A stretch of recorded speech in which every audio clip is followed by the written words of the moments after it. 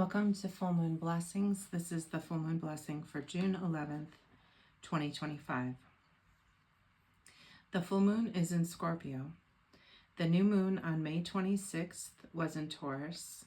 This full moon is called the strawberry moon, perhaps encouraging us to enjoy the sweetness of nature, to taste the beauty of the sun kissing the earth with its nutritive light. There are always many astrological happenings, and zeroing down is left to the astrologist to discern. What is most significant to mention? This month took me in a different direction than I would have anticipated. We will discuss the significance of the new moon and full moon, but before looking there, let's look at the asteroids Chiron and Pallas Athena. Chiron represents the wounded healer archetype, often showing us our healing or teaching style, but also the places where we are most vulnerable and in need of healing. Pallas Athena represents the creative feminine, a place all of us carry, that is longing for expression and is fiercely independent, willing to defend their unique artistry against those who would stand in the way. Chiron is in Aries and Pallas Athena is in Aquarius. Aries represents the passionate, pioneering energy, willing to make a new path so others can follow. And Aquarius, the eccentric genius, thinking outside of the box while wanting to deeply benefit those residing in the box. Of particular interest for this month is that both of these asteroids are luxuriating in the 0 point. Chiron spends nearly 3 weeks at 0 degrees Aries from May 20th through June 10th, and Pallas Athena nearly 2 weeks at 0 degrees Aquarius from June 3rd through the 16th. What feels ripe here is the emptiness of the 0, the circle that seems to be without anything yet contains everything, the hidden potential. Can we sit with this empty that is not yet revealed, to just be with the possibility of what might be becoming? June 10th is the triple 0 day, Mars, Chiron, and Pallas Athena. There are many doors opening for a new creation, and it feels like an echo effect, like hearing angelic singing in the hypogeum, the beauty in the sacred space, allowing the sound to be magnified. Mars in Leo at 0 degrees, is opposite Pallas Athena in Aquarius, also at 0 degrees. Mars trines and Pallas Athena sextiles Chiron in Aries at 0 degrees. Mars provides much passion and energy in the feisty yet noble sign of Leo. There is beauty opening and also the challenging energetic of Mars, as aggression may be simmering at the surface. We can use this energy to work on creative projects and focus on self-care and healing with ourselves or others. Another aspect worth noting on June 10th is Venus squaring Pluto at 8 degrees. This has a certain tension that cannot be overlooked. Venus in Aries is not a comfortable placement, as Venus relates to pleasure and Aries is often about willfulness, sometimes to the point of battle.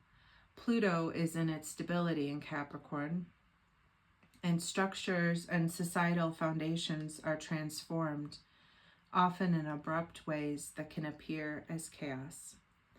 Another occurrence on the 10th, just prior to the full moon, is the moon occults or conjuncts one of the prominent fixed stars in Scorpio, the heart of the Scorpio constellation, Antares, also called Alcalbe. Antares is said to rival Mars, and the assumption is that it's because of the red color. While I don't disagree, it also seems worthwhile to note that Mars was the ruler of Scorpio prior to Pluto's discovery. There is a passion here that is often ascribed to Mars. Antares relates to passion that can border on obsession. This is great for projects that require it. Just be sure to choose something worthy of your focus. Antares is also considered to be one of the royal stars of Persia. For each cardinal direction, there is a watcher, an associated archangel. Antares is considered the watcher in the west and is associated with Archangel Uriel. Uriel is associated with wisdom, and the name means God is my light. May we all be guided by this light. The alignment this month felt auspicious for making an orchid flower essence. I'm calling it Orchid Blast. This essence seems to pertain to bringing forth hidden potential and will be available for purchase soon on my Etsy page, sublimemedicinearts.etsy.com. There are many other essences available there, both singles and blends, including the Ascension Stream blends that have zodiacal applications. Each Ascension Stream blend can support an aspect of one's astrological star map or can be chosen based on the intention of each blend. Returning to the significance of the new moon and full moon. The new moon in Taurus is a delicious pairing.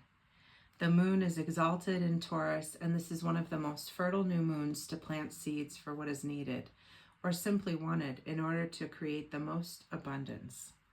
Taurus is sensual and can be both indulgent and overly materialistic, but is also willing to work ceaselessly to bring projects to fruition. What did you want to nourish this past month so it can become a source of sustenance in your life, or perhaps in the lives of others? Our prayers are powerful. May we offer them in abundance.